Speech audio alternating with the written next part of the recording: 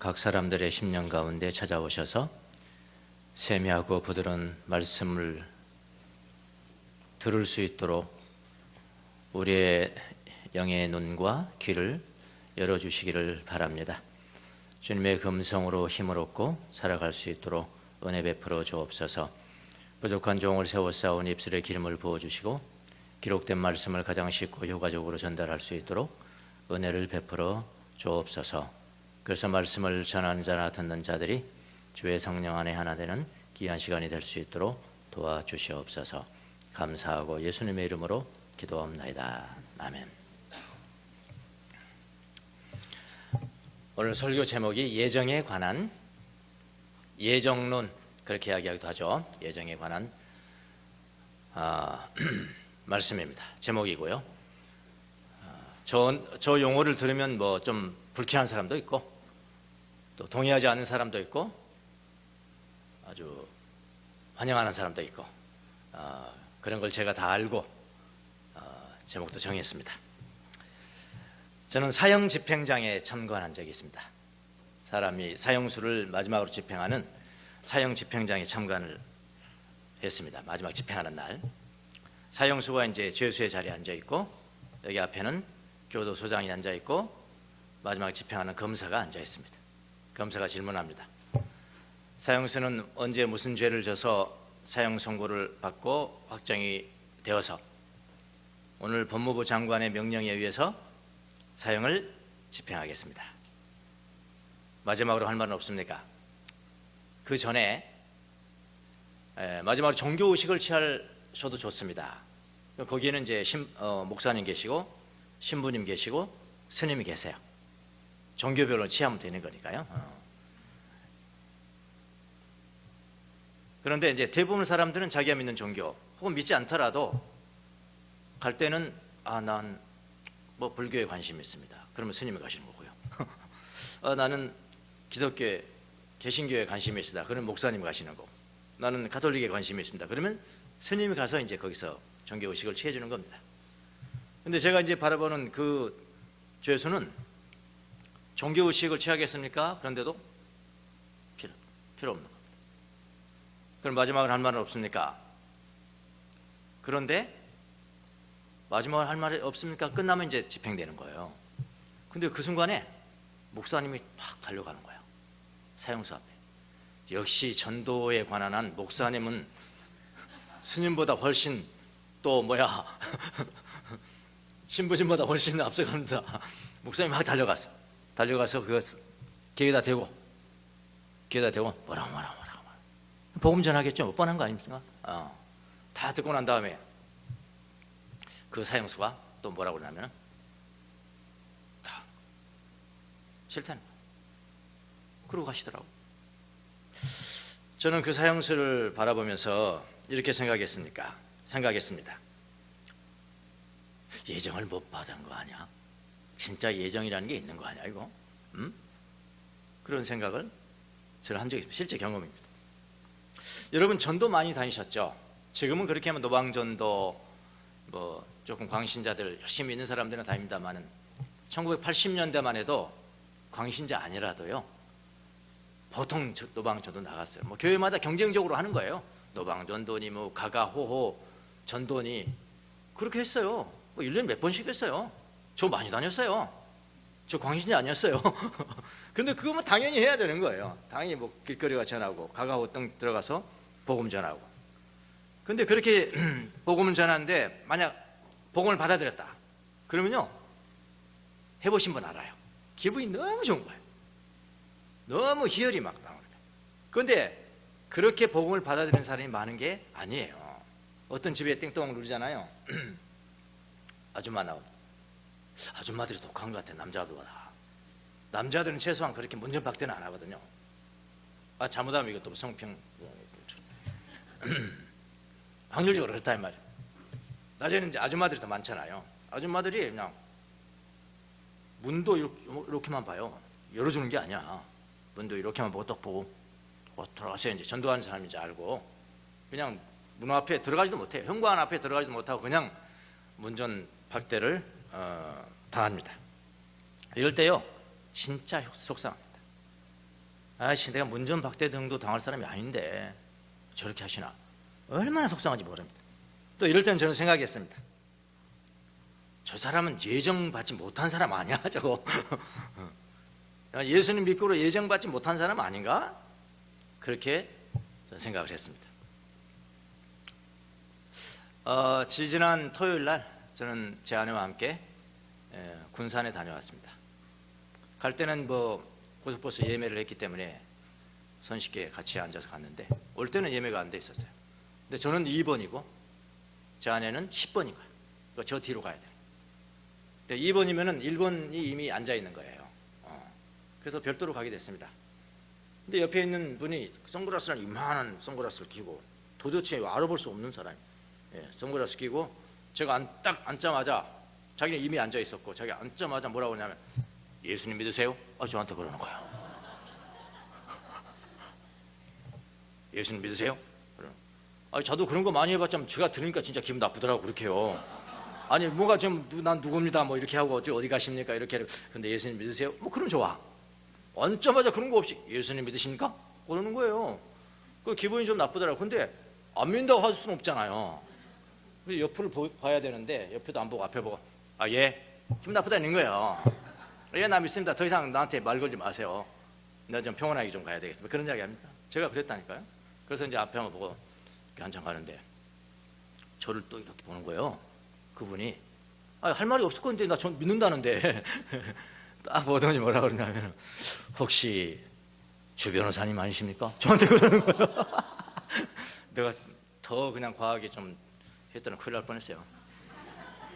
혹시 주 변호사님 아니십니까? 맞는데 누구십니까? 자기 신분은 말 안 해요. 안경도 벗지도 않고.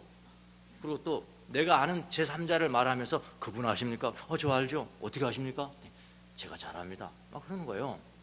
그러면 이제 그쯤 됐으면은 벗고 저는 누구입니다 뭐 이야기해야 되잖아요. 끝까지 안 벗더라고.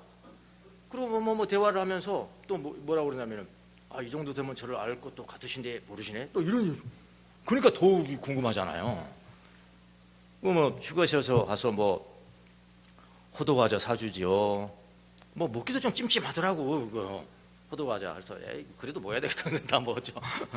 근데 오면서 저한테 선물을 하나 주는 거예요. 그 선물이 뭐였냐면 책입니다. 이렇게 얇은 책이. 그리고 뭐 고급 출판사에서 이렇게 출판한 것도 아니고요. 막 질도 나쁘고 그런 요만한 책인 거예요. 그 표지를 봤더니 순교자의 소리라는 출판사의 이름입니다. 거기서는 이제 아무 책이나 발간하지 않는 거야. 이제 그렇게 이제 고통 가운데 당하고 순교당한 사람들, 이 사람들의 이제 그 이야기들을 그러니까 얇아요. 이렇게 그거를 저한테 선물을 주는 거예요. 그리고 뭐 그 책에 대해서 뭐라고 이야기하는 거. 그걸 이제 직접 쓰신 분은 이제 원브란트 목사님이세요. 루마니아 이제 목사님이신데 그 나치가 루마니아를 침공을 한 다음에 그 나치를 또 물리친 사람들이 소련이죠. 소련 그 군대잖아요. 그리고 이제 2차 대전이 끝난 다음에 이제 미국과 소련이 해가지고 여기는 당신들이 알아서 하시고 여기는 알아서 하시고 뭐 그런 거 아닙니까? 그래서 우리나라 이렇게 반대했고요. 근데 루마니아는 공산당이 떨어진 겁니다. 루마니아가 공산당 치하에서 거의 나치에 버금가는 기독교인들의 핍박을 그린 간증을 하는 그런 책이에요. 자기가 친히 당한 것을 보고 그런 이야기를 쭉 나누면서 이야기를 하면서 이건 이제 자기가 고난받은 이야기는 나중에 하고요. 그 사람이 어떤 이야기를 하냐면은 이런 이야기를 합니다. 자기가 볼 때 그러니까 지금의 러시아 사람들이겠죠. 군인들이 다 점령하고 있었을 거 아니에요. 러시아 사람들은 자기가 보기에는 정말 목마른 영혼이었다 그랬죠. 목마른 영혼이었다. 이건 어떤 뭐 소설가가 쓴 것도 아니고 자기가 직접 경험해서 쓴 것이니까 상당히 더 신뢰할 수 있는 그런 거 아닙니까? 목마른 영혼이었다. 그러면서 러시아 사람들이 그때 예수님을 믿게 되는, 자기가 전도해서 예수님을 믿게 되는 그런 간증문입니다. 그렇게 영혼이 열려 있더래요. 한 장교 이야기를 여러 이야기를 썼는데 한 장교 이야기가 하나를 한번 나눌게요. 한 러시아 장교가 자기는 성경을 읽어본 적이 없는 겁니다. 성경을 읽어본 적도 없고 누구한테 전도를 받아본 적도 없고, 그런데 하나님은 막 사랑하고 싶은 생각이 들어요. 누군가에게 자기 죄를 좀 고백하고 싶은 생각이 들어서 그 지역의 루마니아 출신의 이제 사제를 찾아간 거예요. 신부님을 찾아가서 러시아 말을 했을 거 아닙니까? 근데 신부님이 러시아 말을 모르거든요. 그러니까 저한테는 이야기하지 마시고요, 제가 러시아 말을 잘 하시는 목사님이 있습니다. 그 목사님을 소개해 드릴게요. 그래서 그 목사님을 찾아왔는데 그 목사님이 바로 이 원브란트 목사님이세요. 이분은 이제 러시아 말을 잘하니까 저 와가지고 이래저래 해서 언제 성경을 읽어본 적이 있습니까? 전혀 성경을 읽어본 적도 없고요, 저는 예수님 뭐 누가 전도를 들어본 적도 없습니다. 그런데 그 마음이 이래서 제가 찾아왔습니다. 좀 이야기 좀 해주세요. 그러니까 원브란트 목사님이 주로 이제 산상수훈을, 심령이 가난한 자는 복이 있나니, 이런 산상수훈을 중심으로 해서 말씀을 잘 해준 거예요. 그 예수님께서 이런 비유를 드셨습니다. 이렇게 비유도 다 말씀해 주고. 근데 이 장교가 그 말씀을 듣더니 막 일어서 가지고 기쁨에 환희에 넘쳐 가지고 덩실덩실 춤을 추면서 막 그렇게 좋아하는 거예요. 그래서 이 원브란트 목사님이 아차, 내가 좋은 것만 전해줬네. 내가 좋은 것만 전해줬네. 아, 예수님의 순환 고난 받으심 십자가에 못 박히고 그걸 내가 안 전했네. 그 다시 앉으라고 그래. 그런데요, 이 성경에 보시면요, 예수님께서 저거 십자가에 못 박혀 주시는 고난을 당하시고 죽으셨습니다. 아, 그랬더니 그때부터 비통하게 울기 시작하는데, 뭐 자기가 볼 때 민망할 정도로 그렇게 울더래요. 그러면 자기가 무슨 생각을 했냐면은, 내가 예수님이 십자가에 돌아가시는 것을 내가 기억하고 생각하면서 저렇게 운 적이 있는가? 그걸 자기가 반성했다는 겁니다. 그리고 그렇게 막 울더래요. 그래 보니까 이제 뭐가 남았어요? 부활이 남은 거죠. 부활. 아, 부활까지 전해야 되겠구나. 그래서 다시 앉으세요. 다시 앉아가지고, 근데요, 예수님은 부활하셨습니다. 죽은 자인데 부활하셨습니다. 아, 이 소리 듣더니 그 장교가 또 일어나가지고, 와, 예수님은 부활하셨다, 예수님은 살아나셨다, 그러면서 그렇게 기쁨을 가지고 기쁨으로 그렇게 외치더래요. 그런 걸 그렇게 기록해 놨어요. 저는 그걸 읽으면서 이런 사람이 예정된 거 아닌가요? 오늘 예정에 관한 말씀을 하려고 제가 이 모두에 하는 겁니다. 이런 사람들이 예정되어 있는 거 아니에요? 이런 이야기를 썼더라고요. 저는 지금까지 뭐 책을 읽어본 게 뭐 루마니아 이런 계통에서 쓴 사람들의 책은 별로 안 읽잖아요. 우리나라에서는 주로 뭐 서유럽이나 미국이나 영화도 뭐 그 정도 보죠. 저는 이런 생각을 해본 적이 없는데 이런 이야기를 했습니다. 이 사람이, 루마니아 그 목사님이, 미국이 루마니아를 소련 공산당에 넘긴 사실을 들어서 뭐라고 그러냐면은, 미국은 루마니아 사람들에게 진심으로 사죄하고 회개해야 된다. 확신을 가지고 다 깜짝 놀랐어요. 저는 그런 걸 읽어본 적이 없거든요. 대체 보니까 그럴 것 같더라고요. 아니, 넘어가고 뭐 그거 이야기하는 것은 아니니까 이런 이야기를 중심으로 해서. 근데 여러분, 교회 다니는 사람들 중에는 예정론 교리 있잖아요. 예정론 교리 말하잖아요. 말 많이 하잖아요. 말하면서 이렇게 이야기해요. 극단적으로, 만약 어떤 사람은 구원받기로 예정되어 있다면, 구원받기로 예정되어 있다면 왜 전도를 하는 거지? 왜 전도를 하는 거야? 그렇다는 말 아닙니까 이거? 그렇잖아요. 누군가가 구원받기로 예정되어 있다면 성도들이 굳이 뭐 나가서 전도를 왜 하는 거냐? 결국은 믿을 건데 왜 하는 것이냐? 이런 거 들어보셨죠? 한 번이라도. 예. 자, 그런데 여러분, 그 이성을 피곤하지 않게 하기 위해서 예정론이니 뭐니 뭐 깊이 안 들어가겠습니다. 저 그거 설교하려고 하는 것이 아니니까요. 예, 조금만 더 들어보세요. 성경에서는 예정을 말하고 있습니다. 예정이라는 용어가 쓰여 있습니다. 예정론 그렇게 안 하지만 예정되었다. 예정. 에베소 1장 11절, 자기의 계획에 따라 예정하셔서 그리스도 안에서 우리를 상속자로 삼으셨느니라. 성경이죠. 로마서 8장 29절, 하나님께서는 미리 아신 사람들을 택하셔서 당신의 아들의 형상과 같은 모습이 되도록 미리 예정하셨으니. 용어 나오죠? 예정, predestination, 예전에, 그 이전에, destination은 뭐예요? 운명 지어졌다. 이전에 운명 지어졌어. 너는 이전에 믿기로 운명 되어졌어. 이런 이야기 아닙니까? 이게 예정론이거든요. 그러니까 예정된 사람이랑도 미운명되어졌다. 믿기로 하나님이 창세 전에 하나님으로부터 구원받을 자들을 하나님이 미리 정하셨다. 너가 바로 그 사람이야. 이렇게 하는데 사용되잖아요. 예.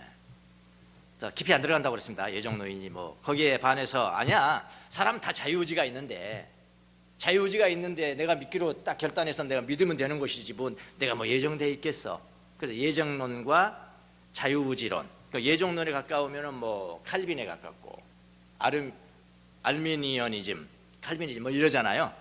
그리고 거기에 따라서 이제 교파마다 여기가 좀 가까운지 또 여기가 더 가까운지, 그러니까 침례교단이 조금 다르고 장로교단이 좀 다르고 어디에 좀 치우쳤는지에 따라도. 자, 그 정도로만 하겠습니다. 자, 우리는 그러면은 성경에도 이렇게 예정이 언급되어 있고요, 교리적으로 확립이 되어 있잖아요. 교리적으로도 확립되어 있는 이 예정론을 어떻게 우리의 삶 가운데 적용해야 할까요? 저는 이 점을 이야기를 하려고 하는 거예요. 삶 가운데 우리가 어떻게 적용할까요? 만약 예정론을 극단적으로 적용을 하면은, 저 사람 저 예정 받았는지 안 받았는지 불안하죠? 불안감을 조성할 수밖에 없는 상황이 되죠. 뭐 모르는 사람에게 그런다면 그건 괜찮아요. 그래도. 근데 만약 이것을 가족 관계에서 한다. 아내는 열심히 예수님 믿습니다. 남편은 교회도 안 나와. 말하면 나 부인 치맛자를 잡고 뭐 천국 갈 거예요. 그런 소리나 했어. 자, 그러면 골치 아파집니다. 그러면 아이씨, 나는 예정이 된 것 같은데 우리 남편은 예정이 안 된 것 같아. 그러면 얼마나 참 불안하고 근심되고, 가정 안에서 그렇잖아요. 불안감이 조성될 수밖에 없는 상황이 되는 겁니다. 그래서 우리는 성경에서 말하는 이 예정을 정확하게 이해를 하고 그 다음에 정확하게 적용을 해야 되는 거예요. 저는 오늘 적용하는 거에 대해서 강조점을 두면서 말씀을 전하려고 합니다. 오늘 본문을 보면은 예정이라는 단어는 안 나옵니다. 자, 본문 한번 보도록 하겠습니다. 예정이라는 단어는 안 나옵니다. 예수님께서 그렇게 말씀하지 않았어요. 예정이라는 것은 그거는 바울 사도가 이야기한 거예요. 예수님은 그 용어 사용하지 않았어요. 미리 운명되어졌다 그렇게 말씀하지 않으셨다고. 그러나 자세히 보면은 사실은 예정을 이야기하고 있습니다. 예수님이 당신은 선한 목자이고 당신을 따르는 사람들은 양이라고 언급하죠. 양이라고 언급하시면서 믿는 사람들과 믿지 않는 사람들을 명확하게 갈라버리잖아요. 명확하게 갈라버립니다. 예수님을 믿지 않는 사람들을 뭐라고 하냐면 내 양이 아니기 때문에 그렇다 그래요. 내 양이 아니기 때문에 그렇다. 원래부터 내 양은 내 말을 들어. 예수님 말 듣는 거야. 선한 목자 이야기를 듣는 거야. 명확하게 갈라버리잖아, 이분법. 그리고 뭐라고 하냐면 예수님은 내 양들을 끝까지 지키신다. 오늘 본문 내용은 내 양들을 끝까지 지키신다라고 말씀하십니다. 예수님이 예정이라는 단어를 사용하지 않지만요, 궁극적으로는 구원과 심판을 예정으로 설명하고 계신다는 것을 우리는 요한복음을 통해서도 알 수가 있습니다. 하나님께서는 하나님의 백성으로 예정된 사람들을 예수님에게 맡기고 예수님은 그 예정된 사람들을 어떻게 해요? 끝까지 지키시다 라는 것이 오늘 말씀의 요지예요. 그래서 우리는 어떻게 해서든지 이 예정에 관해서 잘 해석을 해야 되고요, 더 중요한 것은 뭐냐면은 우리의 삶에, 여러분의 각자의 삶에 잘 적용을 해야 돼요. 잘못 적용하면 불안한 것이 돼. 잘 적용하면은 힘이 돼. 그래서요, 우리는 우선 알아야 될 것은 뭐냐면 예정이라는 용어가 누구를 두고 한 것인지, 누구를 먼저 두고 염두에 두고 한 것인지를 분명히 먼저 해야 됩니다. 자, 예정이라는 용어는 누구를 두고 한 것일까요? 오직입니다. 오직 양들에게만 사용할 수 있습니다. 양들에게만 사용할 26절 27절 보시겠습니다. 26절 27절 보십시오. 그런데 너희가 나를 믿지 않는 것은 너희가 내 양이 아니기 때문이다. 내 양들은 내 음성을 듣는다. 나는 내 양들을 알고 내 양들은 나를 따른다. 그러니까 예수님이 하시고자 하는 말씀이 무엇일까요? 예수님은 당신을 따르는 새 언약의 백성, 그러니까 예수님을 따르는 사람들을, 예수님의 죽으심과 부활로 말미암아 예수님을 믿게 만드는 사람들을 새 언약의 백성, 그렇게 이야기해요. 새 언약의 백성. 이 새 언약의 백성들은 선한 목자와 양 간의 관계에 있다는 것을 지금 말하려고 하는 것이죠. 양이 아닌 다른 사람들은 저주를 받는다, 거기 지금 강조점 이야기하는 거 아니에요. 양은 목자의 음성을 듣고 또 알아보고 따른다는 것을 지금 말씀하고 계시는 겁니다. 그 양이라는 것은 뭐냐? 하나님이 미리 정하시고 예수님께 맡긴 영혼이다, 그런 양입니다. 바울도 이 점을 분명히 했습니다. 에베소서 1장 11절. 에베소 1장 11절은 예정에 관한 것이거든요. 거기 뭐라 하면 제일 강조한 게 뭔지 아십니까? 그리스도 안에서.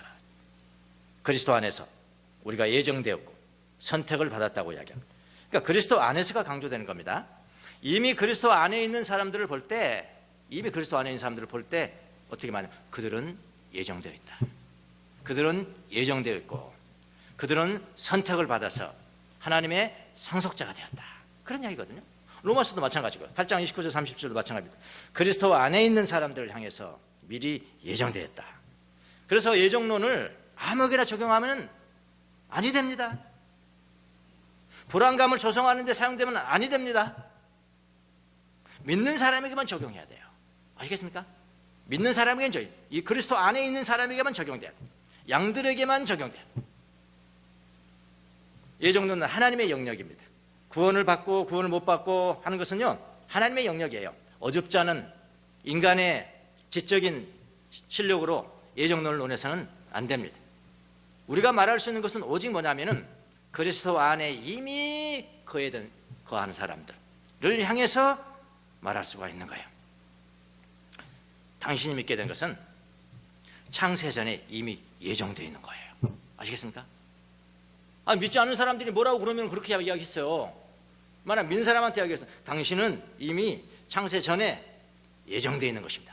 그렇게 하는데 옆에서 믿지 않는 사람이 듣고 있다가 나는요, 믿어보세요. 당신도 창세전에 예정되어 있는 것입니다. 무슨 말 아시겠습니까?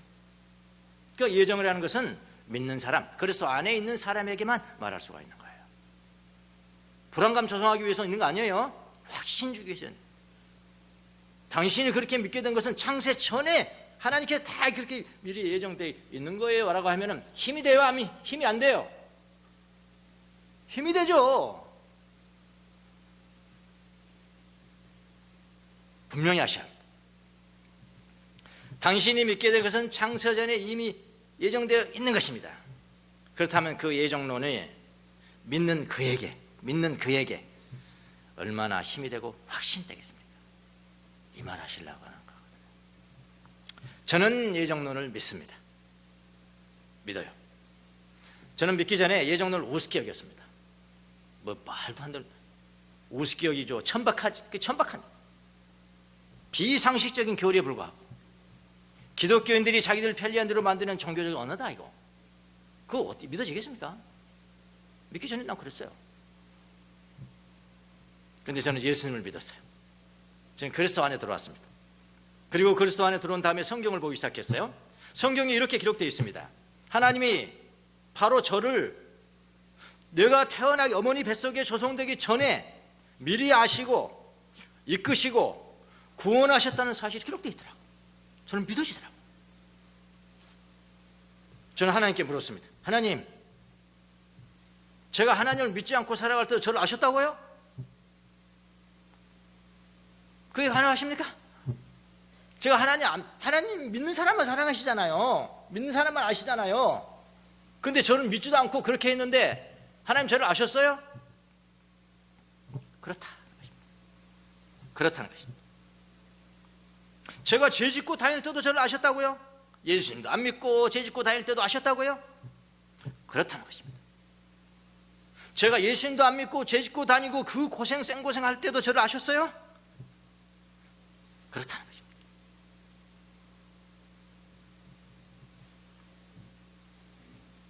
저는 예정을 믿게 됐습니다. 하나님이 나의 머리털까지 다 세시고, 저는 고민을 덜 하실 것입니다만 하나님께서 여러분 고민 많이 하시겠다. 머리털까지 세시다. 예? 머리털까지 다 세시고 나의 일거수일투족을 알고 계셨고 지금도 알고 계시다는 것이 여러분 믿어지십니까? 저는 믿어줘요. 예정된 자입니다. 나무라지 않겠습니까? 안 믿어지면 믿어보세요. 그렇게만 말하겠습니다. 뭐 잘못됐습니까? 예정님이 뭐가 잘못됐냐고요. 그래서 나는 예정되었습니까? 당신은 예정되었습니까? 이렇게 질문하면 틀린 질문이에요. 그러니까 많은 사람들이 이렇게 질문하기 때문에 당신은 예정되어 있습니까? 이렇게 질문하기 때문에 이걸 틀린다는 것을 제가 지적하기 위해서 제목을 잡은 겁니다. 사실은요. 저렇게 질문하면 안 됩니다. 틀린 것입니다. 하나님 대답을 안 하세요. 대답을 안 하세요. 이렇게 질문하셔야 돼요. 이렇게 질문. 하나님, 저는 예수님을 나의 구주, 나의 주님으로 믿습니다. 제가 그리스도 안에 있습니다. 주님의 십자가의 보혈을 믿고 내 죄를 용서받고 내가 새로운 언약의 백성이 됐습니다. 나의 모든 죄가 용서받고 주님이 나를 끝까지 책임질 줄 믿습니다. 나는 믿습니다. 예수님 믿습니다. 근데 저는 예정되어 있는 것인가요? 그때 주님이 대답하시는 거예요. 아무렇게나 그렇게 하면 안 돼요. 그때 하나님이 그렇다. 그러니까 예정론이라는 것은 불안하게 만드는 것이 아니고요, 힘을 주는 거고 확신을 주는 것이고요, 당당함을 주는 것이고요, 그렇지 않습니까? 용기를 주는 것이고요, 그런 거라고요. 예정론 어줍지 않게 믿는 사람들 예정돼 그렇게 말하면 안 돼요. 너 믿어봐. 믿고 하나님 앞에 물어봐. 그래야 되는 거야. 자, 그럼 예정된 사람 양, 예정된 사람, 예정된 양의 특권이 무엇일까요? 특권이 있어요. 오늘 사실은 특권에 대해서 예수님이 말씀하신 거예요. 예정된 사람 이런 특권이 있다, 이런 이야기거든요. 어떤 특권이냐면요, 예정된 양은 끝까지 지킴을 받는다. 끝까지 지킴을 받는다. 예정받은 양은 특권이 있습니다. 이것은 예정론의 꽃이에요. 이게 꽃입니다. 특권이에요. 28절 29절 보십시오. 나는 그들에게 영원한 생명을 준다. 그들은 영원토록 멸망하지 않을 것이요, 또 어느 누구도 그들을 내 손에서 빼앗아 가지 못할 것이다. 그들을 나에게 주신 내 아버지께서는 만유보다도 위대하시고 아무도 아버지의 손에서 그들을 빼앗을 수 없다. 꽃이거든요. 꽃 말하는 거거든요. 예정론은 목자이신 예수님께서 양들인 여러분과 저에게 바로 이런 확신을 주려는 것입니다.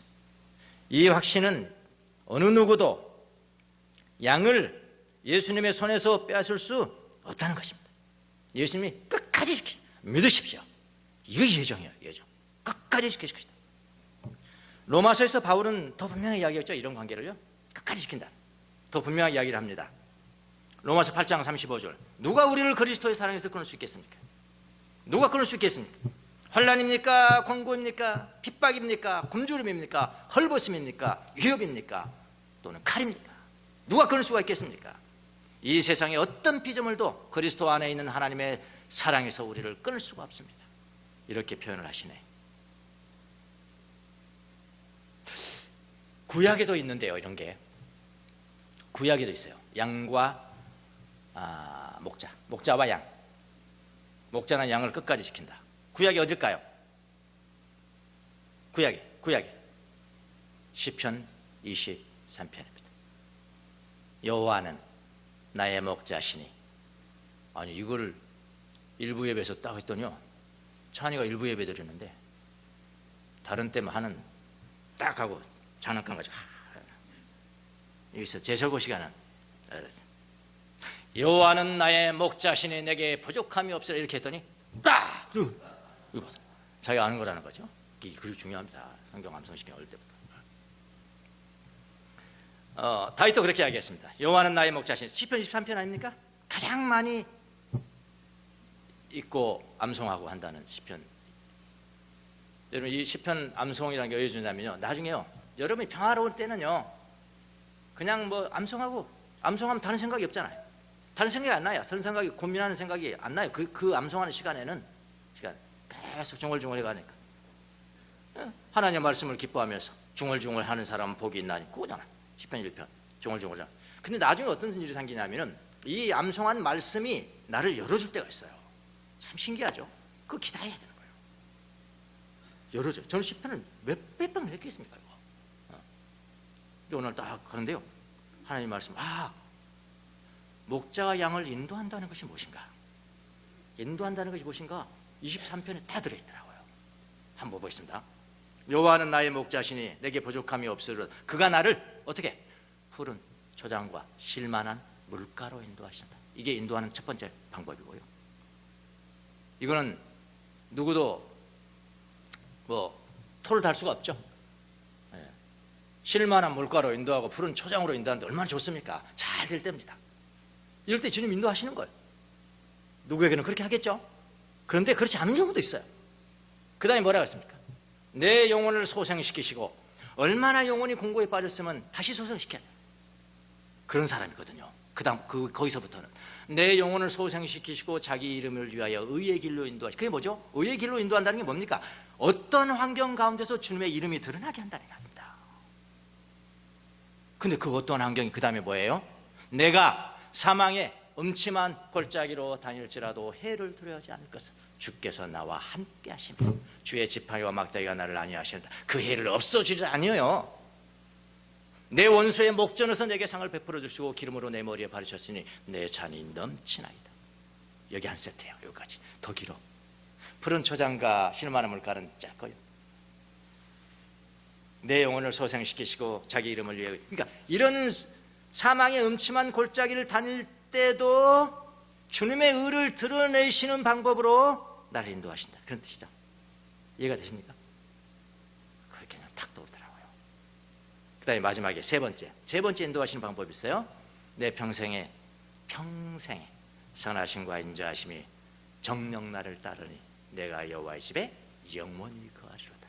그러니까 이 땅에서뿐만 아니라 플러스, 이 땅에서는 푸른 초장으로 간 사람도 있고, 사망의 음침한 골짜기로 간 사람도 있고, 푸른 초장은 5년이고 나머지 전체 삶은 사망의 음침한 골짜기인 사람도 있고, 어떤 사람은 푸른 초장과 쉴만한 물가가 80년이고 한 5년 정도는 사망의 음침한 골짜기였고, 다 달라. 그건 누가 정하시겠어요? 하나님 정하신 거예요. 하나님 정하시겠죠. 저는 원컨대는 89년까지는 푸른 초장과 쉴만한 물가로 인도하시고 1년 정도는 사망의 음침한 골짜기로, 그럼 좋겠다. 너무 또 푸른 초장과 쉴만한 물가로만 끝나버리면 좀 죄송할 것 같은 생각도 들어서 그랬으면 좋겠습니다만은 그게 하나님이 알아서 하실 일이고요. 그 다음에 세 번째 인도하는, 이 땅에서뿐만 아니라 1번, 2번 뿐만 아니라 3번도 있어요. 영원에 거하리로다. 그 나라에까지도 인도하시는 것. 이게 목자와 양가요. 끊을 수 없습니다. 목자 양은 끊을 수 없어요. 이겁니다. 예정론의 끝이 꽃입니다. 꽃. 어떤 환경 가운데서 그건 주님이 인도하시는 거예요. 사망의 음침한 골짜기를 다했다면 주님의 의가 드러났겠지. 성공한 거야 너. 순교자의 소리로 다시 한번 돌아가겠습니다. 이 책을 쓴 목적입니다. 양반이, 원브란트 목사님이. 순교자죠. 자기가 잡혀갔습니다. 공산당이 잡혀갔습니다. 너무 잔인합니다. 공산당. 막 이 고문을 하는데 이건 보통 물고문보다 더 심하죠. 부직갱이 시뻘게 달겨진 쇠에 달겨진 그거 가지고 막 그 칼로 그냥 고문을 합니다. 그리고 고문 1시간 끝났으면 다시 감옥에 넣어요. 죽이질 않아요. 감옥에 넣습니다. 감옥에 넣고 난 다음 굶주린 쥐새끼를 그냥 탁 풀어놓고 거기다 또 하고 없고, 그래도 예수님을 부인하지 않는 거예요. 목사님, 나 죽여라, 그냥 죽여라. 그러니까 이 공산당원들이 이 목사를 아무리 고문해도 이거는 그냥 죽고 말지 절대로 저갈 사람 아니다. 예수님 부인하고 그럴 사람 아니다. 그래서 무슨 머리를 썼냐? 아들 잡아와. 아들. 몇 살이요? 14살. 14살이면 몇 학년입니까? 중학생인가요? 14살짜리 아들을 잡아. 아들을 고문하고 똑같은 고문을 시키니까 이 아버지가 자기가 고문당하고 죽는 건 오케이. 괜찮은데 아들을 저렇게 고문하는 걸 못 참는 거야. 여러분도 아시죠? 여러분도 마찬가지예요, 사실은. 예. 못 참는 거예요. 내 아들. 그래 참다 소리칩니다. 이 아들을 향해 소리칩니다. 이 아버지가 아들아. 저들이 원하는 것을 내가 다 말할게. 저들이 원하는 걸 내가 다 말할게. 너가 이 맞는 것을 내가 도저히 볼 수가 없다. 이렇게 외쳐요, 아들한테. 아들이 다 듣게 그 이야기를. 그랬더니 이거 진짜 사망의 음침한 골짜기잖아요. 사망의 음침한 골짜기. 어떻게 목자가 되신단 말이에요. 그냥 석방시켜주면 될 텐데. 그때 아들이 외칩니다. 14살 먹은 아들이 외쳐요. 아버지 배신하지 마세요. 아버지 배신하지 마십시오. 명예롭게 믿음을 지켜서 14살짜리가 아버지 명예롭게 믿음을 지켜서 이 아들 또 자랑스럽게 해주세요. 이 아들 또 자랑스럽게 해주세요. 버티십시오. 자기가 죽을 줄 알아. 이 아들은 만약에 저들이 나를 죽인다면은 이걸 외쳤다는데 이거는 그들만 이해하고 있을 거는 난 잘 모르겠어요. 근데 앞에 뭘 외쳤냐면은 저들이 나를 죽인다면은 나는 예수님 그리고 내 조국 이렇게 예수님 그리고 내 조국 하고 외치면서 나는 죽겠습니다. 그리고 진짜 그렇게 죽습니다. 아이가 죽어요. 아이가 죽은 다음에 여기에 그 책에서는 아주 간단한 한마디로 써놨어요. 근데 우리가 많이 상상할 수가 있는 거예요. 그 아들이 그렇게 죽거나 주님의 의가 드러난 거 아닙니까? 쉽게 말하면은 내 영혼을 소상시키시고 자기 이름을 위해서 의의 길을 인도하신다. 그 뭐라고 하냐면은 아버지는 완전히 다른 사람이 됩니다. 완전히 다른 사람이 됩니다. 그걸 보고 그 이후로는 아버지는 진짜 긍정적인 하나님이 그냥 쓰시는 그런 견고한 사람이 된 거죠.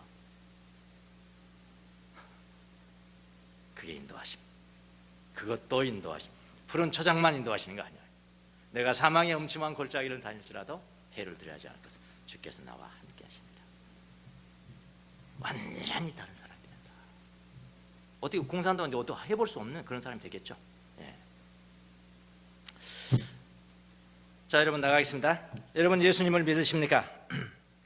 그렇다면 여러분은 예정된 양이에요. 예정된 양이에요. 그렇게 말하세요. 나는 창세 전에 다 하셨더라고. 내가 언제 믿을지 그것도 예수님 하나님이 다 하셔서 다 그리고 누구 보내주시고 다 하나님 하신 거야. 내가 한 것이 하나도 없어. 나는 미리 운명된 사람이야. 나는 하나님의 자녀로 운명된 사람이야. 지금 내가 믿고 보니까 내가 그걸 알았어. 그렇다면 여러분은 예정된 양입니다. 하나님이 예수님에게 맡긴 양이에요. 예수님은 여러분과 저를 끝까지 지키실 거예요. 뭐 때문에? 믿음 때문에. 그 사람에게만 이야기할 수 있는 거라니까요. 이것을 믿으셔야 합니다. 예수님은 우리의 선한 목자이시고요, 여러분과 저는 그분의 양입니다. 그분의 양은 선한 목자에서 그래서 어떻게? 끝까지다. 끝까지. 푸른 초장을 갈 때든지 사망의 음침한 골짜기를 갈 때든지 이 세상에서든지 저 세상에서든지 끝까지 지키신다는 이런 예정론의 꽃을 가지고 살아가는 여러분이 되시기를 예수님의 이름으로 축원합니다. 기도하겠습니다.